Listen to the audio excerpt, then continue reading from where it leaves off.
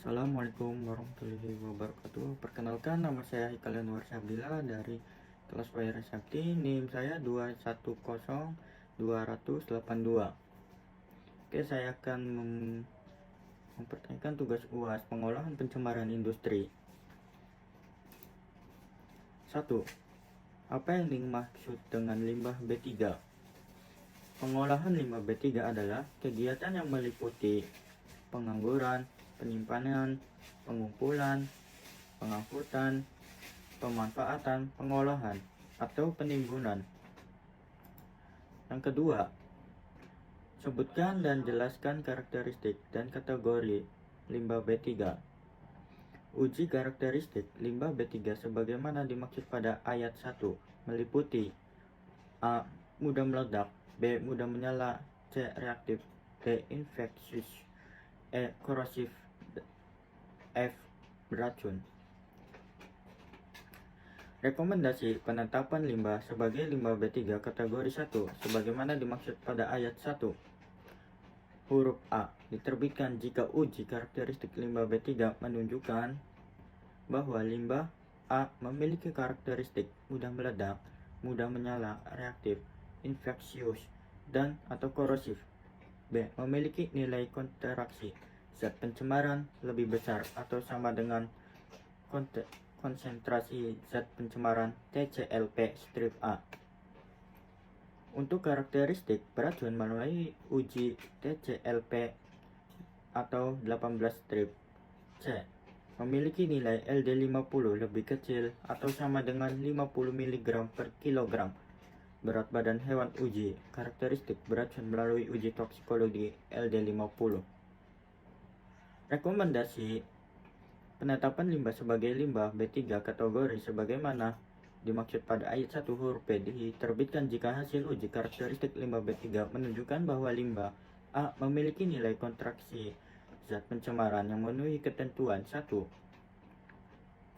Lebih kecil atau sama dengan nilai kontraksi zat pencemaran TCLPA strip A, dan 2. Lebih besar dari nilai kontraksi zat pencemaran TCLP strip B. Untuk karakteristik beracun melalui uji TCLP. B. Memiliki nilai LD50 yang memenuhi ketentuan 1. Lebih besar dari 50 mg atau per kilogram berat badan hewan uji. 2. Lebih kecil dari atau sama dengan 5000 mg per kilogram berat badan hewan uji. Untuk karakteristik beracun melalui uji toksikologi LD50. C. Memiliki karakteristik beracun melalui uji toksikologi subkronis berdasarkan hasil pengamatan terhadap pertumbuhan, akumulasi, atau biokonsentrasi, studi perilaku respon antara individu hewan uji, dan histopatologis. 3.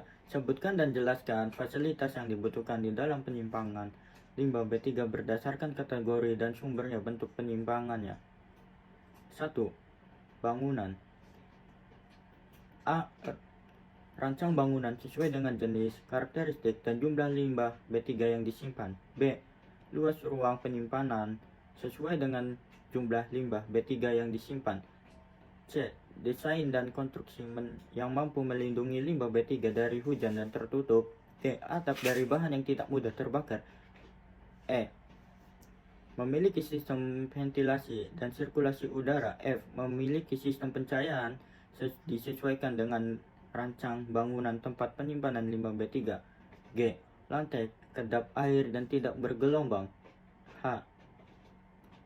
Lantai bagian dalam dibuat melandai turun ke arah bak penampungan tumpahan dan kemiringan paling tinggi 1%. I. Lantai bagian luar pembangunan dibuat agar air hujan tidak mudah ke dalam bangunan tempat penyimpanan limbah B3. J. Saluran drainase ceceran tumpahan limbah B3 atau hasil air pembersihan ceceran atau tumpahan limbah B3. K. bak penampungan tumpahan untuk menampung ceceran tumpahan limbah B3 atau hasil pembersihan ceceran atau tumpahan limbah B3. Dilengkapi dengan simbol limbah B3 sesuai dengan ketentuan peraturan perundang-undangan. Tangki dan atau kontainer. Silo.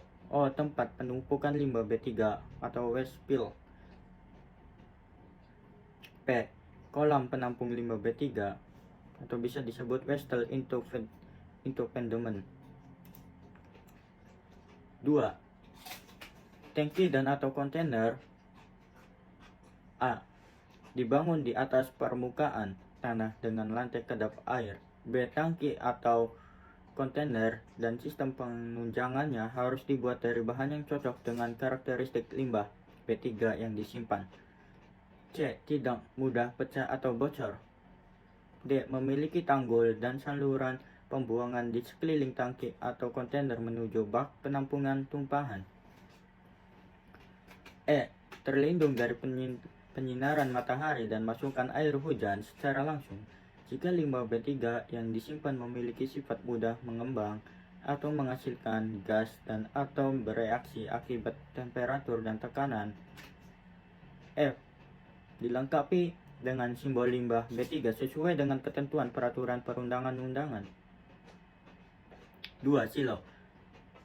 Dibangun di atas permukaan tanah dengan fondasi yang dapat mendukung ketahanan silo terhadap tekanan di atas dan bawah serta kemampuan pencegahan kerusakan yang diakibatkan karena pengisian tekanan atau lantai kedap. B. Dibangun tanggul dengan lantai kedap di sekitar pipa input ke silo untuk menampung limbah B3 jika terjadi ceceran. C. Dilengkapi dengan simbol limbah B3 sesuai dengan ketentuan peraturan perundangan. D. Tempat tumpukan limbah B3 atau waste spill. Kolam penampung limbah B3 atau bisa disebut waste impoundment. 3. Tempat tumpukan limbah B3 waste impoundment atau memiliki saluran drainase di sekeliling tempat penumpukan limbah B3 yang dirancang untuk mengalirkan air untuk berkontrak langsung limbah B3 yang menunjukkan kolam penampungan air. B. Memiliki tanggul di sekeliling tempat tumpukan limbah B3 dengan ketinggian paling sedikit 1 meter dari permukaan tanah yang menghindari terjadinya tumpahan atau ceceran limbah B3 keluar dari area penyimpangan. C. Memiliki fasilitas umur pantau air tanah yang dibangun di bagian hulu, upstream, dan hilir, downstream. Tempat tumpukan limbah B3 waste spill yang ditempatkan sesuai dengan pola arah aliran air tanah. 4. Kolam penampungan limbah B3 waste memiliki tanggul di setiap keliling wastafel independen dengan ketinggian paling sedikit 1 meter dari permukaan tanah yang menghindari terjadinya luapan air. B. Memiliki bangunan penyimpanan liway yang untuk mengalirkan air yang berasal dari limbah B3 yang disimpan menuju kolam penampungan air. C. Memiliki fasilitas sumur pantauan air tanah yang dibangun di bagian hulu, upstream, dan hilir, downstream.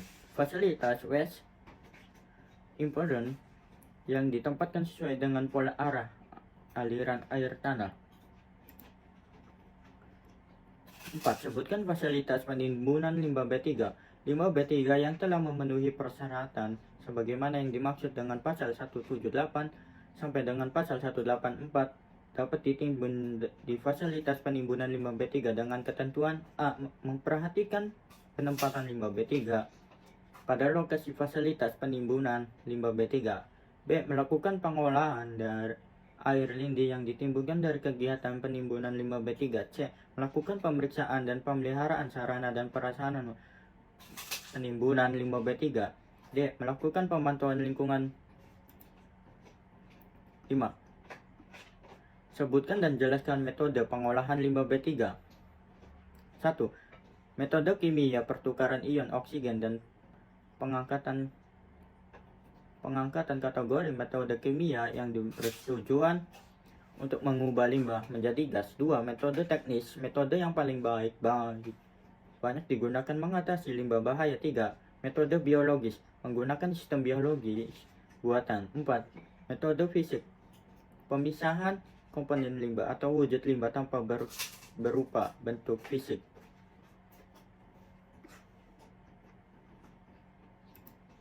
6.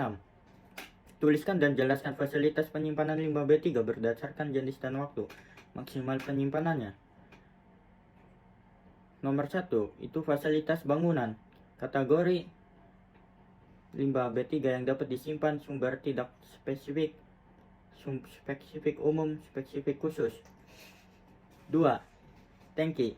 Kategori 1, sumber tidak spesifik, spesifik khusus. 3. Silo. Kategori 1, sumber tidak spesifik, spesifik umum, spesifik khusus. First fill. Kategori 1, tidak, sumber tidak spesifik, tidak spesifik, tidak spesifik khusus, yes. Wastafel 5. Wastafel independen. Kategori 1, tidak, sumber tidak spesifik, tidak spesifik umum, tidak spesifik khusus, yes. 7. Tuliskan dan jelaskan fasilitas penyimpanan limbah B3 berupa bangunan dalam bentuk tabel. Fasilitas penyimpanan, desain dan konstruksi melindungi LB3 dari hujan dan matahari. Limbah kategori yes, limbah B3 kategori 2 dari sumber tidak spesifik. LB3 kategori 2 dari sumber spesifik umum yes. LB3 kategori 2 dari sumber spesifik khusus yes. Memiliki penerangan dan ventilasi yes. LB3 2 yes. LB3 kategori sumber spesifik umum yes.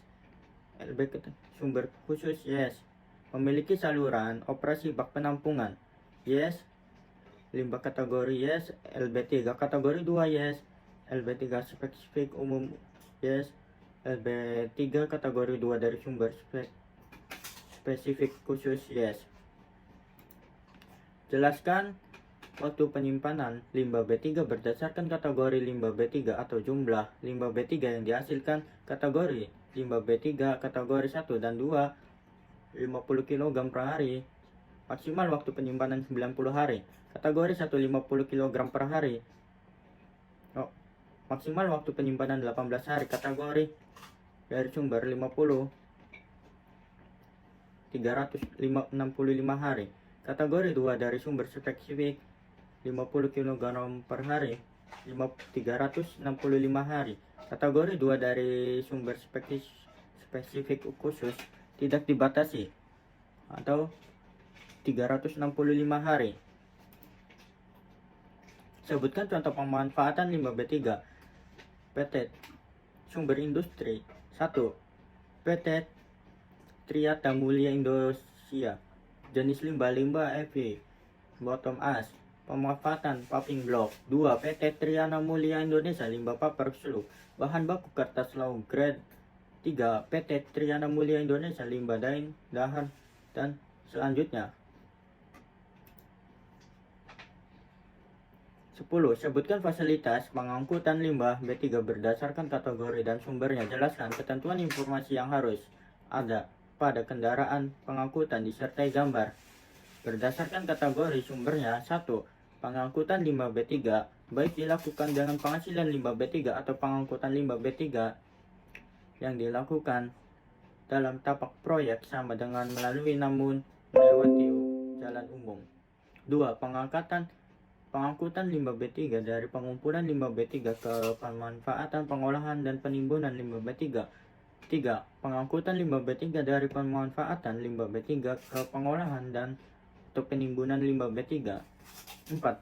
Pengangkutan limbah B3 dari penghasilan limbah B3 ke pelabuhan untuk kegiatan ekspor limbah B3 yang tidak menggunakan kontainer. Oke, ini adalah gambar limbah B3, pemberian simbolnya, dan ini daftar pusakanya, daftar pusaka permen LHK nomor 6 tahun 2021. Terima kasih.